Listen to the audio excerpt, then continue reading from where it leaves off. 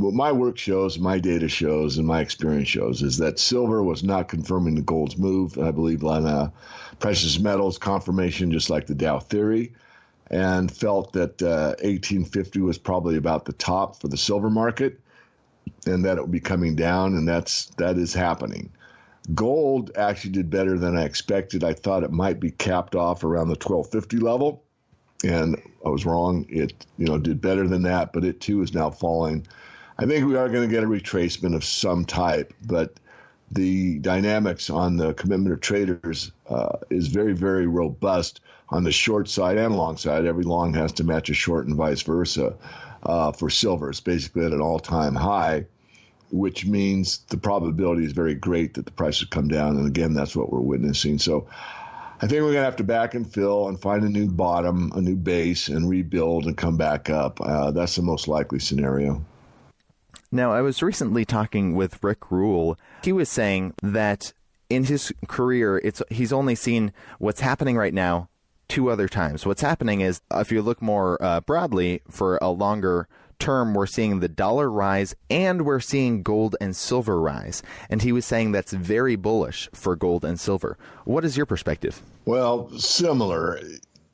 One fact that I've kind of distanced myself a little bit from the others is that you don't have to necessarily have a falling dollar to have a rising gold price. Now, they are highly correlated, just like silver is highly correlated to gold, but they are 2 different markets. So as Rick said, it's very infrequent that takes place, but I don't make it a requirement. And if I understand what others are saying or their message, it is a requirement. It's not. So I'm not shocked by it. I did say many times that before the run to gold starts in earnest, where people need to turn in dollars or any asset class for precious metals, the dollar will have a huge surge. It will be like the place to be. It will be the safe haven. Most people have no idea what the difference is between money and currency. So it doesn't surprise me. I know the dollar is weakening right now, but the longer term point is that maybe we're at that inflection point. I doubt it. But the idea is that the dollar would become the best place to be, investing in the dollar either through the currency and or the stock market. And it keeps going up and up and up, and everybody's great, and we're happy, and on it goes. And it's all based on a false paradigm, because a number doesn't mean productivity anymore. And then there would be this slight move into gold and a bigger move and a bigger move, and it becomes like turning on your faucet on your house. It starts as a trickle.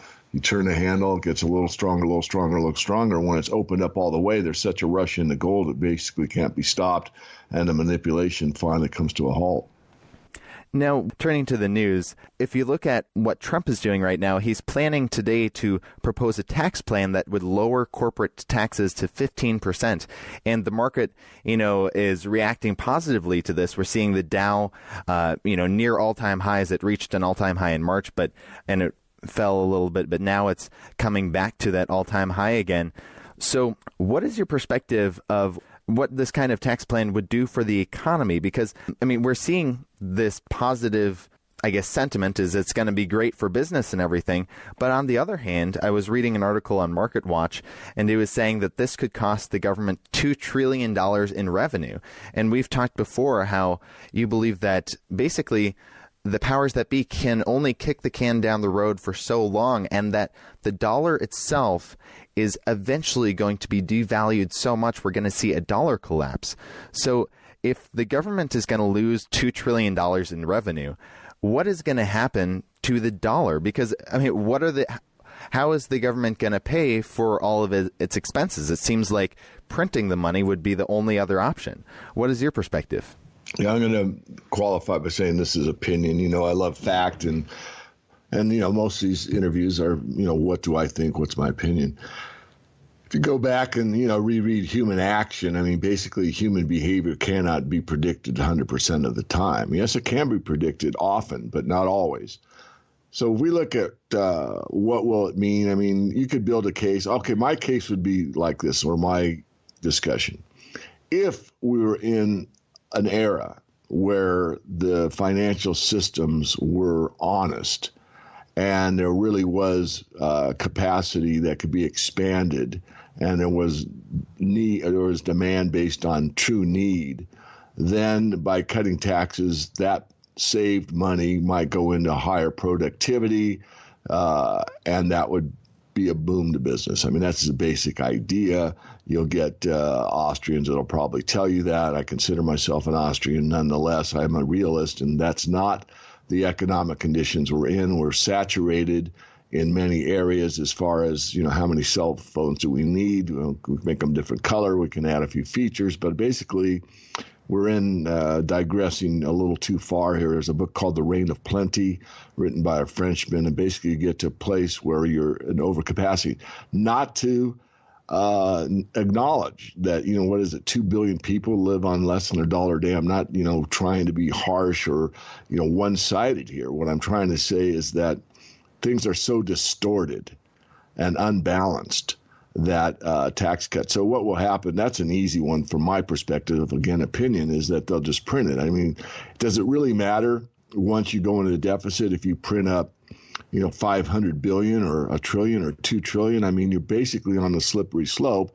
And again, coming back to the honesty, integrity discussion, what we see is that we've had this debt ceiling in place for years. And it's supposed to, the purpose was to require the federal government to live within its means. In other words, receipts in equal receipts out, or maybe you spend less and you take in and you have a surplus. That was the whole idea. It was at law, it was passed, and then we get to the edge and it's like, well, not this time. We'll have to increase our credit card limit. And that's basically a farce. I mean, this continued to happen again and again. So the short answer is it won't be a boon to business because things are too distorted. It might help a business here or there that's really sincere and has a product that's really needed in the marketplace. But overall, I don't think it'll have much effect. How will it be made up? By printing more money? Does it matter how much money is printed? Yes, it does. And that's why we know the future is going to unravel at some point, and it's not going to be a pretty sight.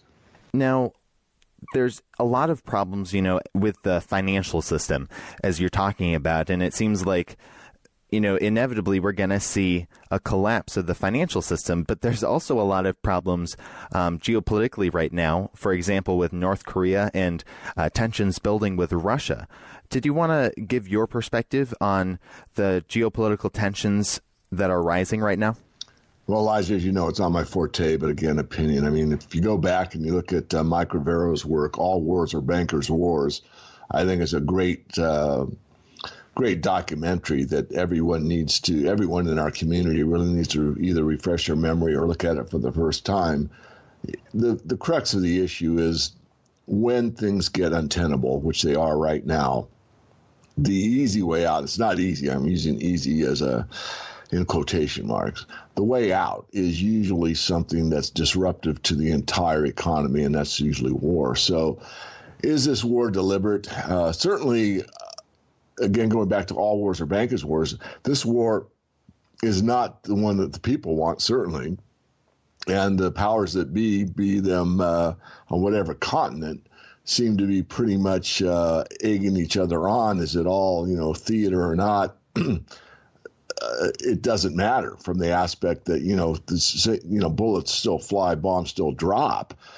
So it's very disheartening to me to see it. I do think that part of it has to do with the economic conditions. And is it all about the cover? No, it's way too complicated, way too complex. There's way too many variables involved to say it's this or it's that. But nonetheless, the general tendency or trend is that we see more chances of war as economies deteriorate. I mean, let's think about the Roman Empire for a second. I mean, they basically went out, and as they expanded, they had to keep feeding a bigger and bigger monster. Think of it as a debt. They had to continue to make the interest payments on the debt. Think of it in those terms. So they had to go out further and further to gather less and less until they exhausted and they couldn't keep the game going. And that's a pretty good metaphor for where we are now. I mean, if you have to go out several miles and you don't have, motorized transportation in those days, trying to be a little humorous here, you've got to go way out to gather what? Another bag of berries? Well, by the time you get that bag of berries, all it's done is feed the troops. It hasn't added to the surplus of Rome, the city. And so this is a metaphor for where we are. And it's very, very unfortunate. It's very disheartening. I really, I'm repeating myself, but I just want to give the emotion. It sickens me to see that here we go again, and there's not much we the people can do about it other than, if we really had strength, inner strength, and we're a bit higher powered than we are, maybe everyone just say not show up for work, the war machine, everyone just stays home. But I know that's ridiculous, but I don't know. I'm hiding behind humor. It sickens me, and there's really nothing that can stop it that I know of. What is your advice then for people to do, when they see all these, problems around the world? Some of the time it can be a little bit depressing sometimes, but in my perspective is we all have to also just learn to live our own lives, and to protect ourselves in some way, maybe if that be financially. I can't give financial advice, but if that, we've talked a lot on this show about, investing in precious metals to kind of prepare oneself for, own something that can't fall to zero, own something that is outside of the system. So what is your perspective, though, on what people should do if they maybe can't, as you're saying, maybe stop these bad things from happening in the world? Well, you said it, Elijah. You have to focus on what you can control. You have to focus on what's nearby you. Your family. It would start with your family first, and then be to your neighbors, and then it'd be to your smaller community, maybe some of the clubs or associations you have, maybe your church, wherever you devote your time. And if you really want to know what someone cares about, look at where they spend most of their time, because time is, the most valuable commodity a human has. Do something that you're passionate about. If you're doing a job that you really don't like, but you're passionate about, writing plays or art or whatever, the highest state that I've found is, to be of maximum service to others. If you can actually help someone and teach something or give something or build something or whatever that adds to the stream of life, that's a way that I've found to be, truly happy. And does that mean I'm happy all the time? No, absolutely not. What it means is control what you can control. We can sit here and, talk about it and complain. And yes, financial preparation is important, but that's only part of the equation. You need to treat yourself well, honor the temple. In other words, watch what you put into your system, watch what comes out of your mouth as well.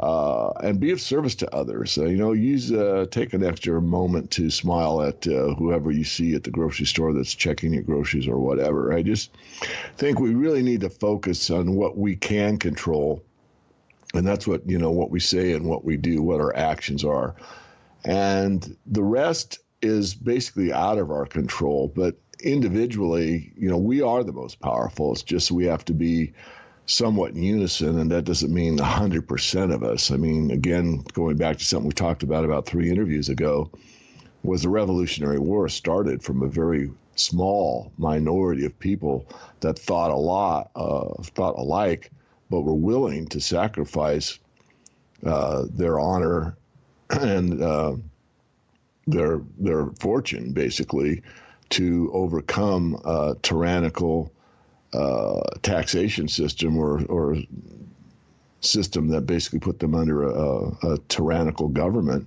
that they were basically working most of their lives to support a king's luxurious lifestyle, which pretty much outlines where most of the world is now with the system as it stands. Everything feeds the beast, and the power elite live off what the beast sucks from the labor force of the world at large.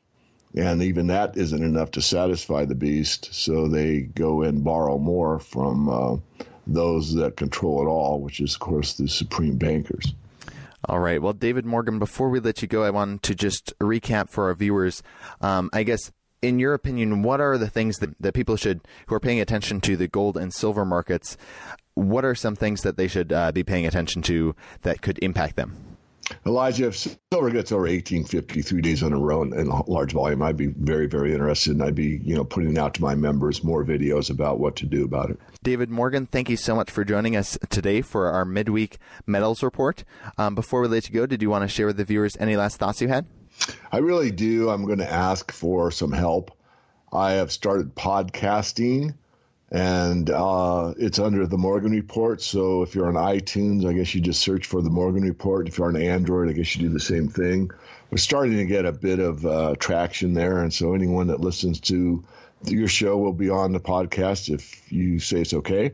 And it seems to get much more popular than, I knew. I was told by our marketing guy, you need to start podcasting, and we did recently, and it seems to be gaining some momentum, but most people don't know that we do podcasts since we just started. So that would be my main request to the listening audience. All right. Once again, David Morgan, thank you so much for your time today. Elijah, always a pleasure. Thank you.